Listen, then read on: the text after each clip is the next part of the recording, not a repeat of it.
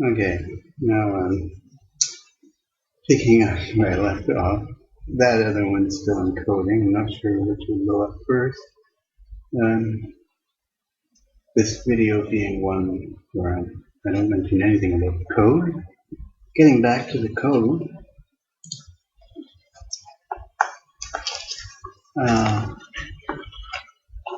Now I had this idea. First off, I did the same in the regular project as in that temporary one. I added a woo test, which is the same as utest, but has a win name rather than name. There's no console in debug mode, but not in general.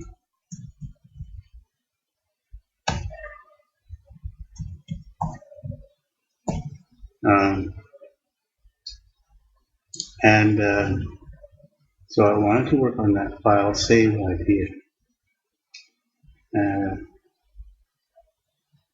Now there is a save for those open and save dialogues are in the same category. And I finally found the overview of the entire category.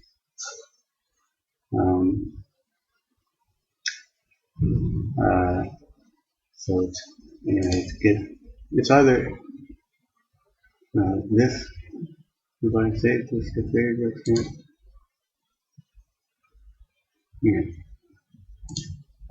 so it's either GetOpen or GetSave. The one I'm using for the other is GetOpenFileName, right?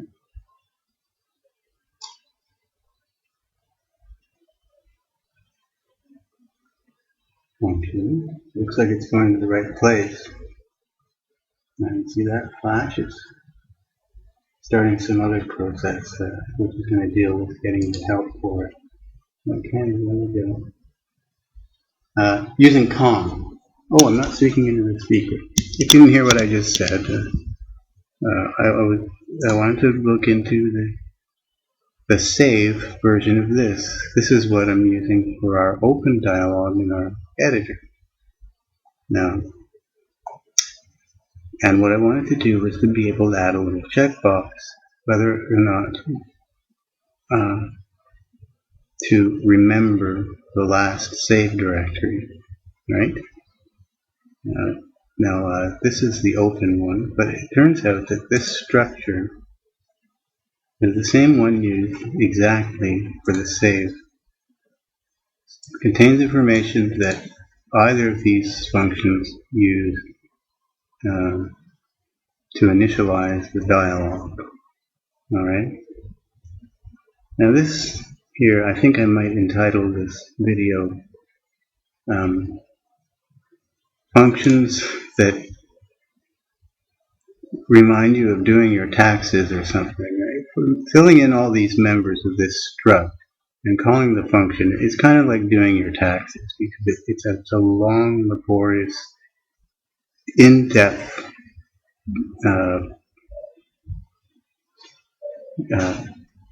event or whatever, or process of going through each and every one of these things and trying to fill the forms out correctly so that it's going to do what you want, based on, hopefully, I'm trying to simplify this. I'm trying to make it so that I don't have to type this in ever again. And I also want to add a little checkbox. And I might as well go to the save. Makes no difference, but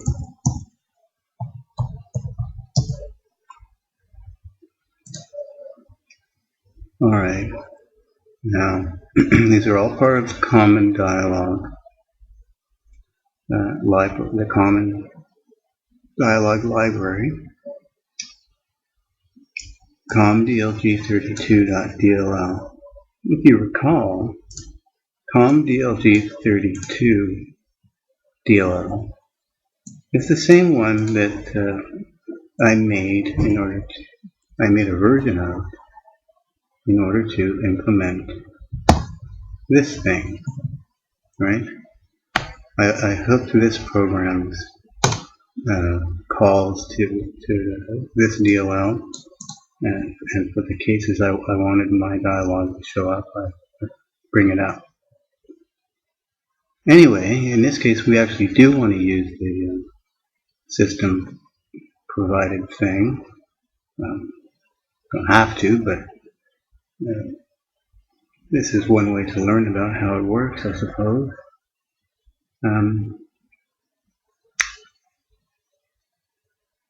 Now, I don't know about this enhanced meta file. So the help for the function itself is quite simple. Bool GetSaveFileName, and then all you gotta do is pass it in this structure and it'll return true or false. Great. Okay, all we gotta do is fill out this structure.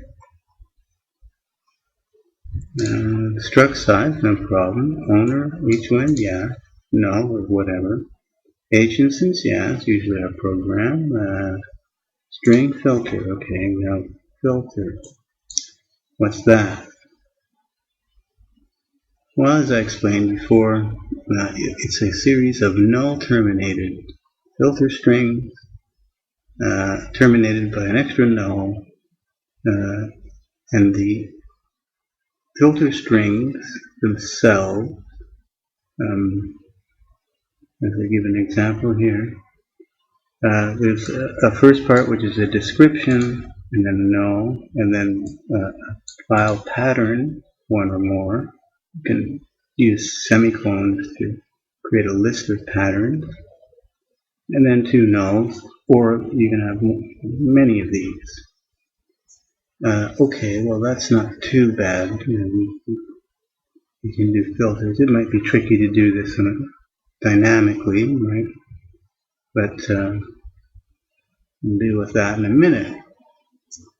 Custom filter.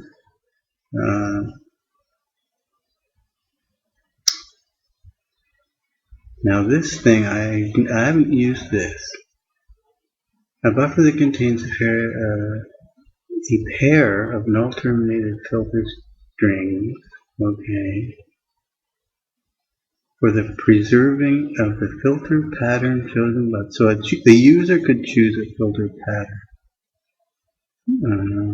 So anyway, I started reading this and I realized that I don't want this anyway, so why worry about it? So no and no for that. The index. Now, this is something that we would like to remember, if possible. And that tells it which index, if you recall.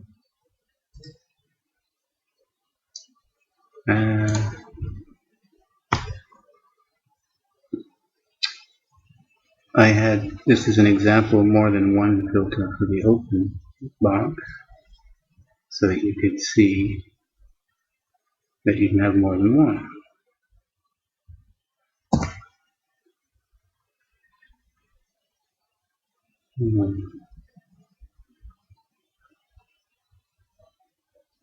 So here I've got three styles. Here. I thought I fixed this.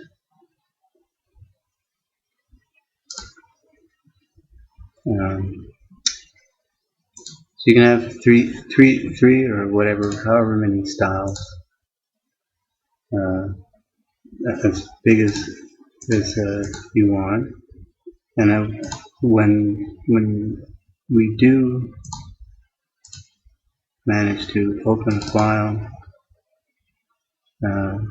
next time, we wanted to remember which one it was on, and it correctly remembered it was on the second selection, not the first. Okay,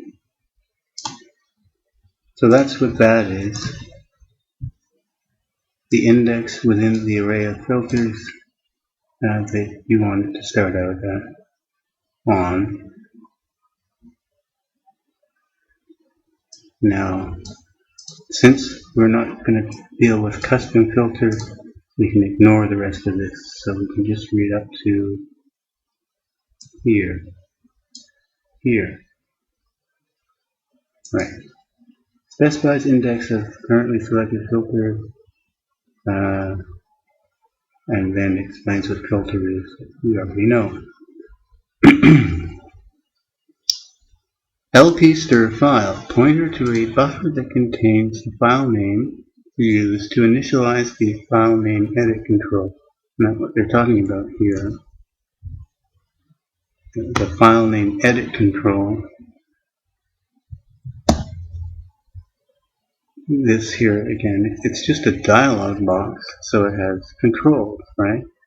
And this control is called the file name edit control, right? So the help says that you can initialize what the contents of this edit control with some value. You know, if you're doing save as, and you know that means you already have a file name, then I assume we would want to put the name of the file in there. But that's only our program. Or we might have a new file, right? Then we just start typing. We don't have anything. This is still untitled, and we do save as. What should we put in here? Nothing, or should we put untitled.test or whatever? Now I'm going to be writing this function save file, not open, and somebody will be passing in or not something for this value, and so I'll have to deal with whatever they pass in.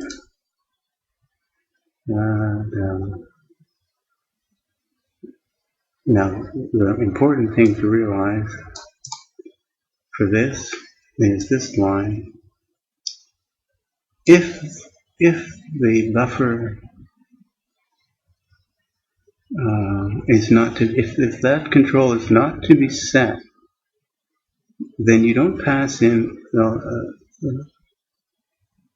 a null value for this, so I don't know why you wouldn't. If initialization is not necessary.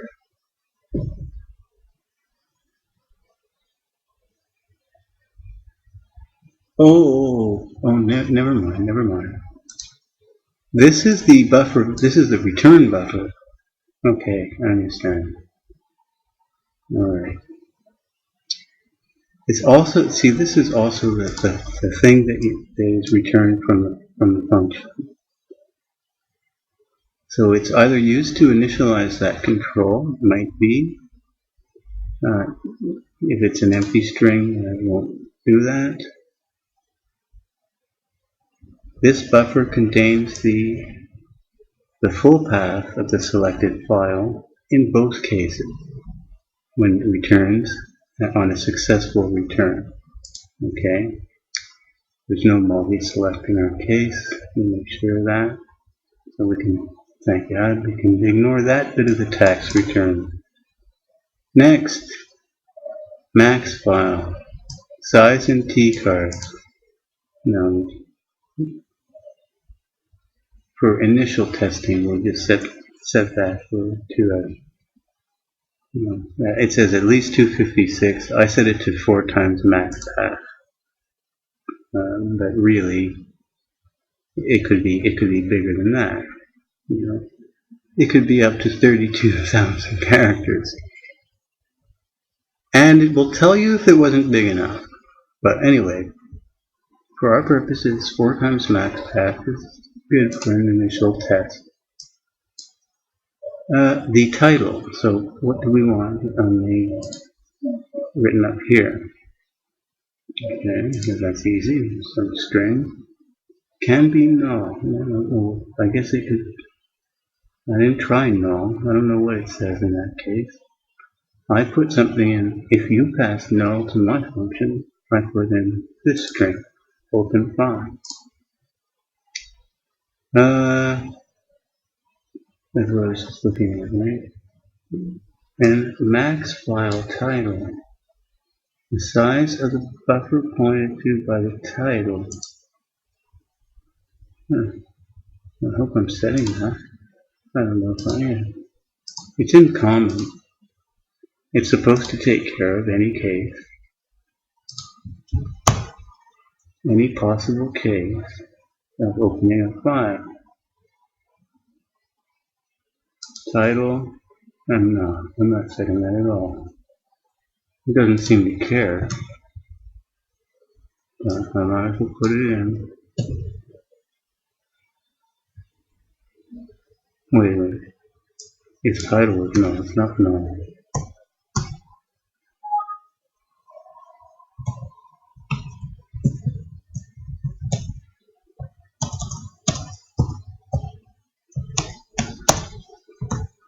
Now, the question of all these things is whether or not you include the null or not. The size of the buffer. Okay.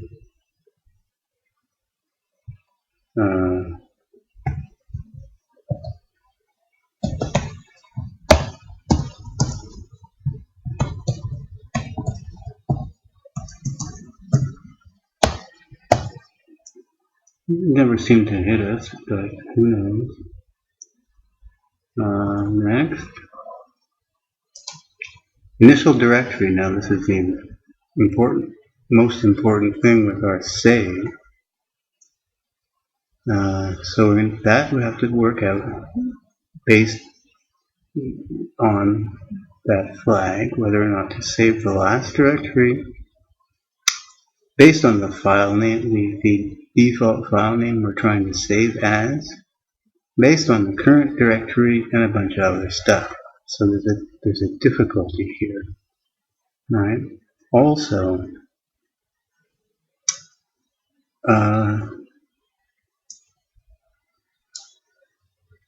if this is a path, then that path will be the initial directory. Otherwise, LP stir initial. Oh no, sorry. If the file name specified contains a path, I see. Right. So they're just trying to add some flexibility here. I think I need to add an assertion.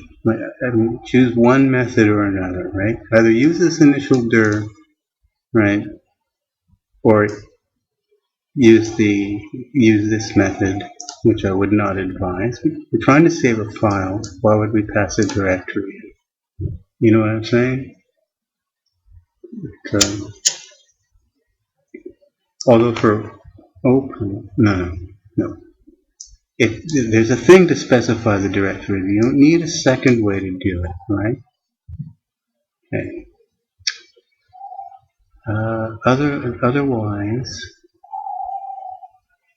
Otherwise it automatically uses the most recent, see, as the initial. However, if run for a long time, eventually gets discarded. We don't want to do that. We need to save it, but make our own copy.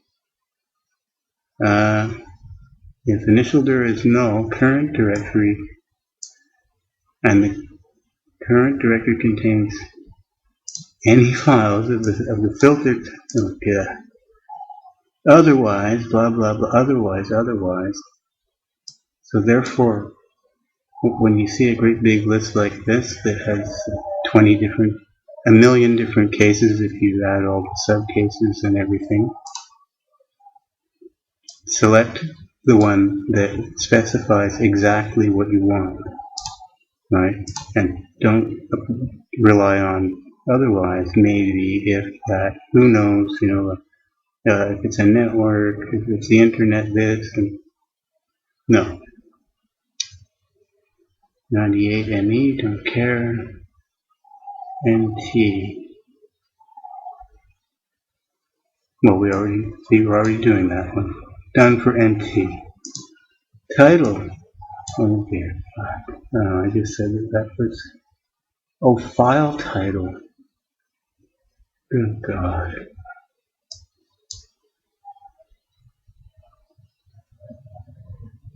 without param. Oh, you see, again, this is so.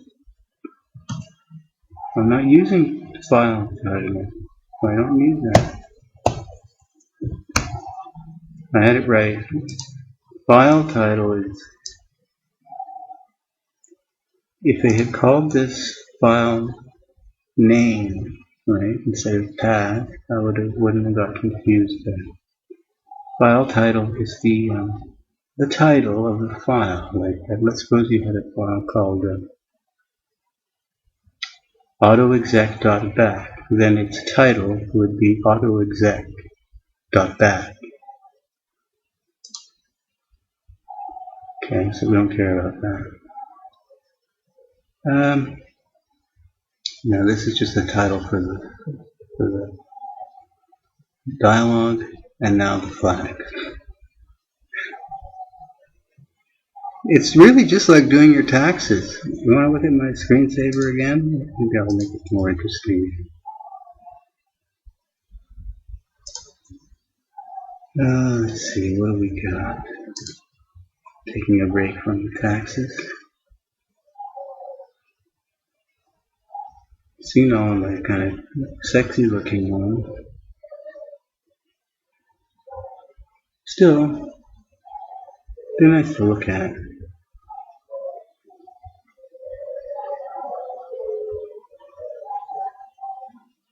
We got the new one. I don't know if you saw it, but I altered it. The supermodels one. And did that to it. Now you can't really tell on my desktop.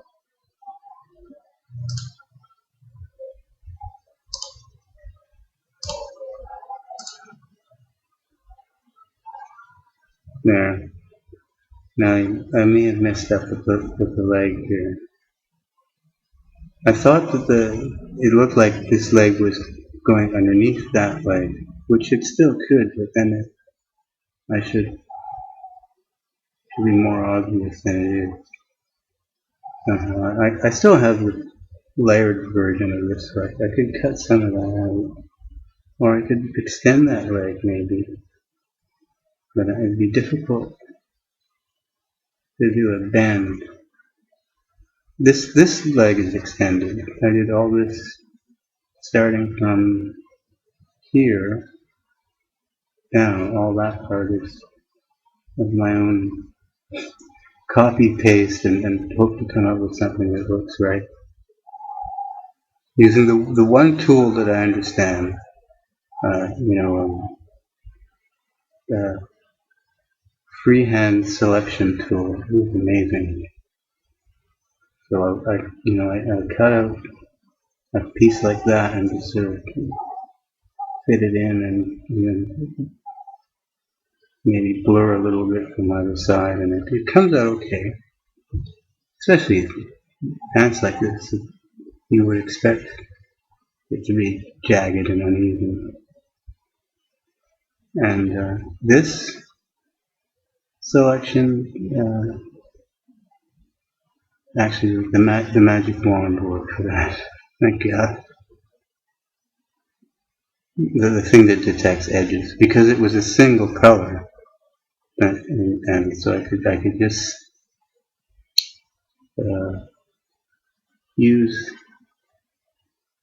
zero tolerance, which means it only removes one color, but with feathering. If you do that and add feathering, it'll remove all of that color and then fade slightly whatever is remaining, so you don't get the mixture as much. And then with the freehand selection, I went around and just cleaned up the extra bits. Okay, so that's it for that. Back to work.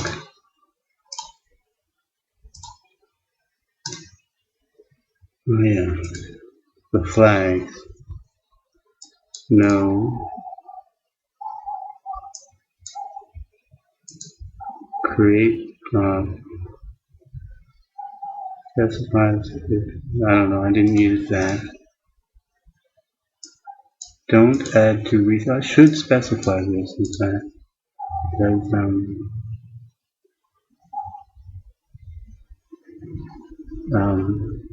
because I want to be in full control of anything recent and make sure that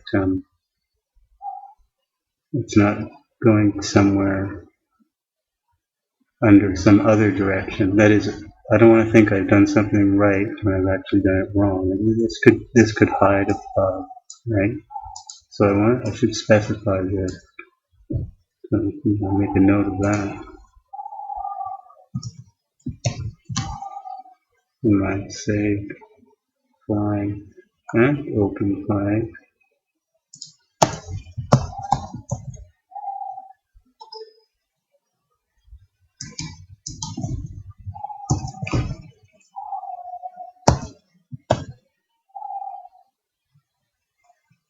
Open. I don't have any flag.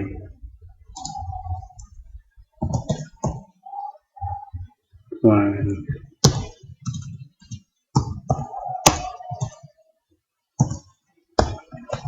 Okay.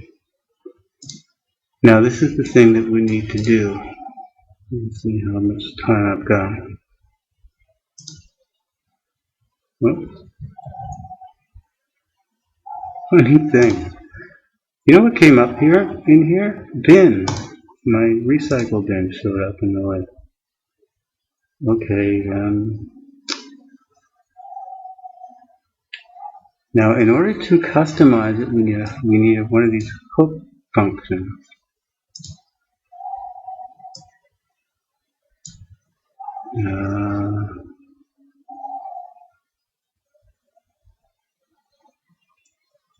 I don't know about that.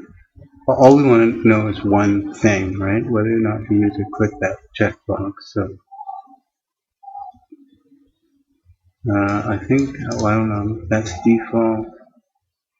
Enable. Okay, now here's the thing, and what I want to do, and I haven't managed to do it. I mean, talk about filling out your taxes. What I really want is to use this, right? That is the way the hook thing works. And I mean, you've got to go through and read these sub topics first. You know, like when you're doing your tax form, it says, please refer to index 47, topic 3, about this such and so. Okay, you got to go to these index topic 43, read through these and find out what the deal is first with this. And eventually you're going to find out that it tells you that if you're using this Explorer flag, which I want to use, it's a new style, you don't want the old style box. It should look consistent with everything else. In fact, it's quite simple in this case. In the old, before the new style thing, there was the old style, in which case you had to specify completely the look of the dialog, right? In the new style, you don't. All you have to do is specify your little addition, and what it does is it makes a second dialog. It's a child of the dialog, and so your little dialog fits in there, and it fits in usually at the bottom, and then so you don't have to touch anything to do with the rest of the dialog. All you got to do, in our case, is make a dialog template that has a single checkbox, right, and no borders, no pop-up, all the right flags and so on. However, the way we normally make our templates is we go in with the resource editor and we create a dialog template resource to add to our executable. But if I want this thing to do that magic trick, of putting that checkbox there, I can't rely. Remember, we're talking about a static lib here. The resource goes in the project's resource area, right? The RC file is like wootest.rc, and so therefore everybody would have to create this if they wanted to create just an open dialog, even if they're not using that, they don't care about that feature. They got to create this resource. Well, that's bad. Instead, what I would like is to be able to use this flag. In this case, you don't have to create a resource template, like using a resource editor. You can create one in memory, build one in memory. Okay. So and then you pass it a your dialog box template that you created. And now that means that this particular member would be ignored, and the H instance member, which used to be our module H instance, is no longer H instance, but identifies a data block that contains a preloaded dialog box template. And somewhere I think it said it had to be in global memory.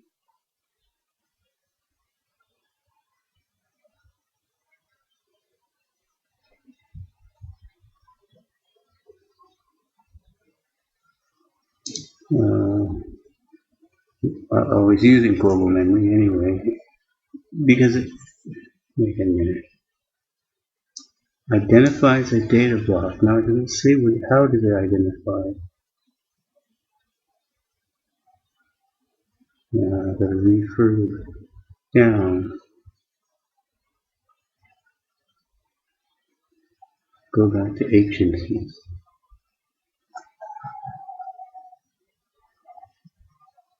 Or is H instance? Oh no, we're on flags. Okay. Going back to H instance, section 12, appendix C, subsection 32. If the enable template handle flag set in the flags member, then the so-called H instance is not an H instance, but a handle to a memory object containing a dialog box template. If it's a that, and it's an identifier. If neither, it's ignored. I seem to remember it says it's a handle to a memory object. Now the only kinds of handles to memory object I know of are things returned from local or global alloc. I used global alloc, maybe that was a mistake. You see, because I started to try and figure out how to create in memory a dialog resource template. Right? Now, I'll get to that in a minute. I'm still not done with the flag. And then now you have to explore flag set. Go read these topics first, which are actually this is a circle. This thing, this thing tells you to click this, which tells you to click this.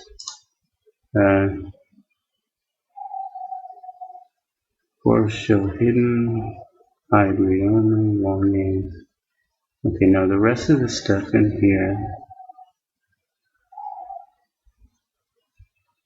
has to do with whether things must exist and so on, and other minor flags. At this point, I want to see a checkbox show up, and I don't even care what the rest of the flags are, right? Okay. Now, zero-based offset from beginning of path to file name of LP3, blah, blah, blah.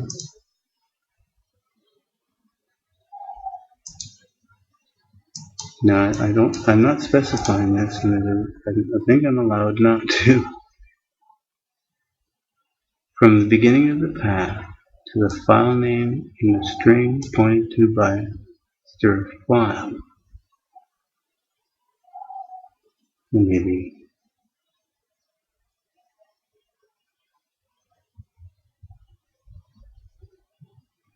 Zero is right because whenever I've put anything in there, it hasn't been a full path.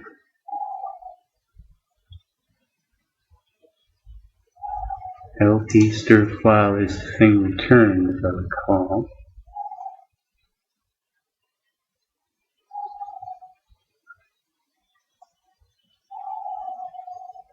Yeah. Okay, now I've always had that as zero, and the reason it's been working is because I've never put a full path in that as an initializer there, because I've stuck with the rule, use this method, and don't worry about the 10,000 subcategories of problems that can occur if we use a different method.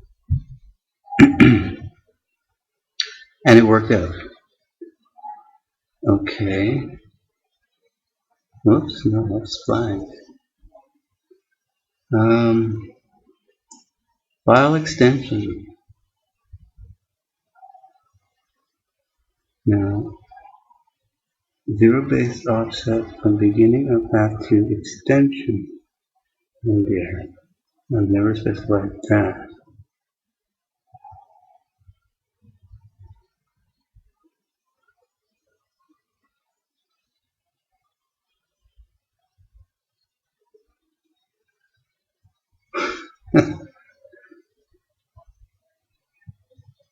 Wait a minute. Maybe these are return values.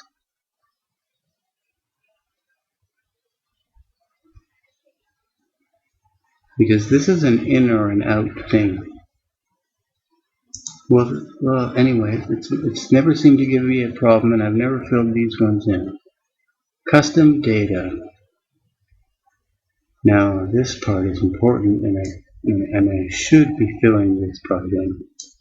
And going through this is good because I didn't realize that there was.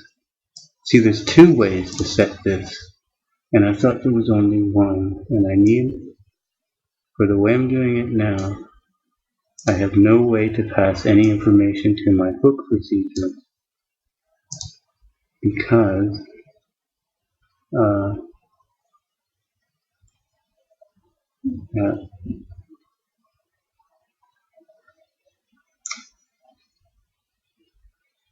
that was supposed to be part of the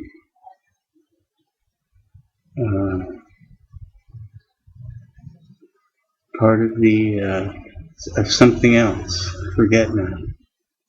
Okay, then you need a hook procedure. I have to read about the hook procedure. Template name has already been told about. Ignored in the case where we do it correctly and make the checkbox on the fly. Not ignored if we can't figure out how to make a checkbox, which is the case. And so that's just the name of the template. Resource name. Extra flags not used. Okay, let's get to it. Let's see. Now that's 40 minutes just reading the help of the part of the help of the function. Okay. What we haven't read, and I won't have time to get into,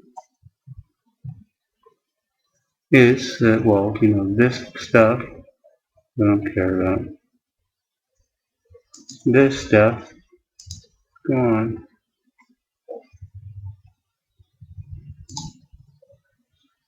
Okay, where it explains a little bit about, hook procedure and so on and so forth, and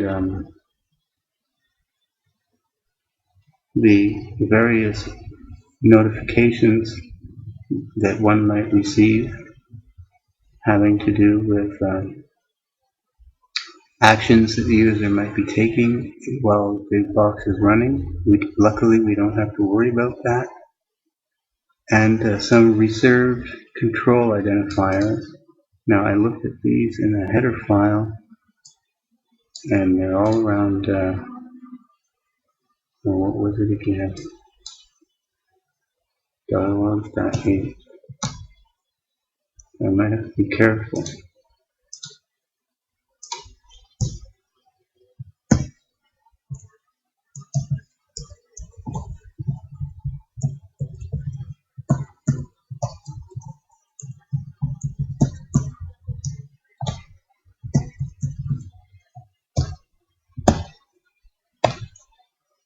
I'll have a look. So I'm using the resource editor gave. Okay, push 1, 400 hex.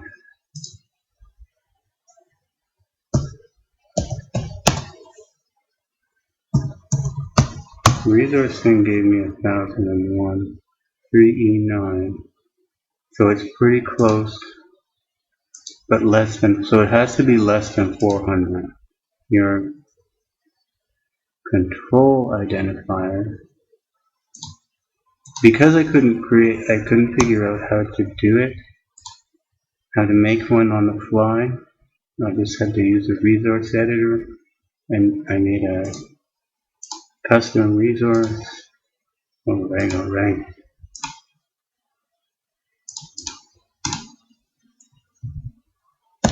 Close all windows. Happy now? Now it's a dialog.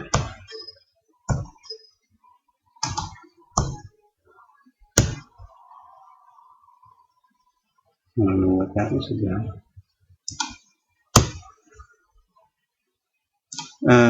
And that's the dialog.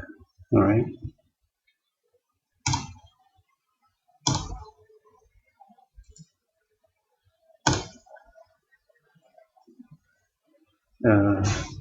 Its identifier number is irrelevant. I think it happens to be 101. The identifier for this little checkbox is that.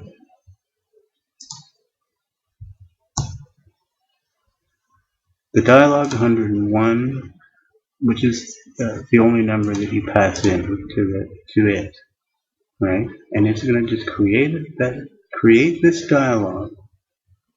As dumb as it looks, it's going to create that dialog and sit it on the save dialog. And I've done that here in woo text. And to show you what it looks like, it deserves that much.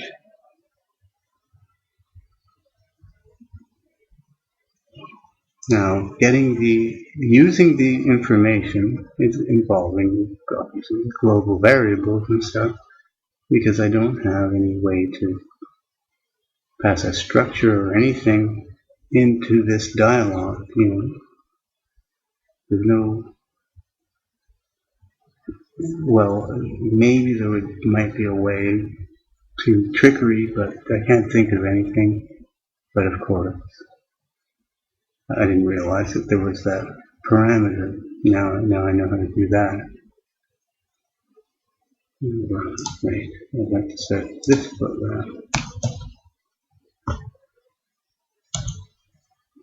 Now this is just all this is doing is calling the function save button. Now I've only got 3 parameters. I've got it down to 3 parameters. hwin, result, and an info thing which has only 2 members, the identifier and the procedure.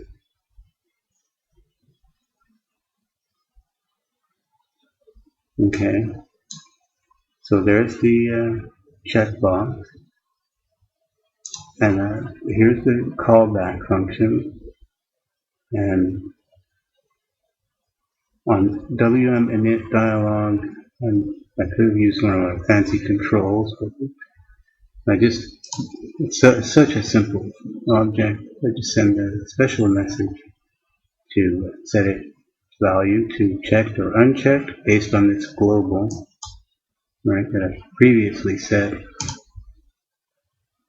because I thought I couldn't pass an initializer in, but now I believe I can. So now it must not have been set. Now, when the destroy occurs, I'm setting the value of the checkbox. Now, where am I getting that? Oh, the path, right? Only if the save is accepted will the. Well, actually, we could. I could save this selection anyway, but it wouldn't make sense because save what dirt if you cancel which directory you want to save. So if it does succeed, I just save these two things off to the registry, and I'm printing out what the user selected. So, like for instance, if I go here and I say I want to remember this folder, save. Okay, so I selected that. Alright, now if I run the program again with the same initial path string, here, sorry, this is just setting up to get ready for the call. Now this result is an in-out thing. It's either going to be taken from the last saved dir, or not, or it's just going to be what we initially started with, the current file. Now you'll see that it will remember where it went to last time because I accepted it. Now if I turn this off, I don't have any way of turning this off without actually accepting this thing, unfortunately.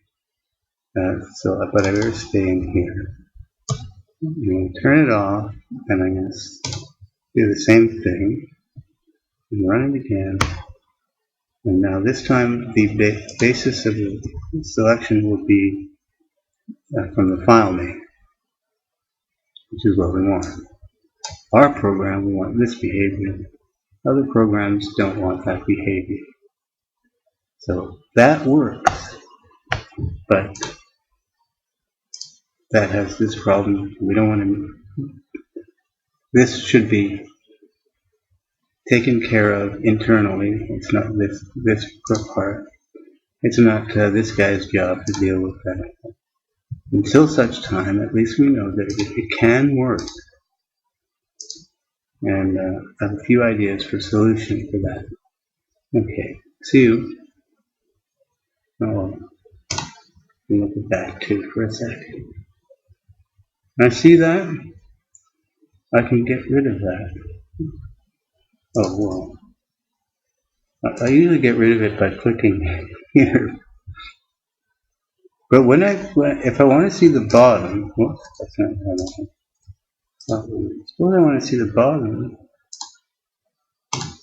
It's okay. Yeah, like that. Right now, none of them. There's no little rectangles. But if I do anything like click here, there's no way to get rid of. There's no way to get rid of that rectangle. The only way that I know of. See, now this is not going to work because it won't hide itself again. I've got to actually I go into the properties thing and hit cancel or something, and then I can get rid of it. So I let you know. Crucial information. See you.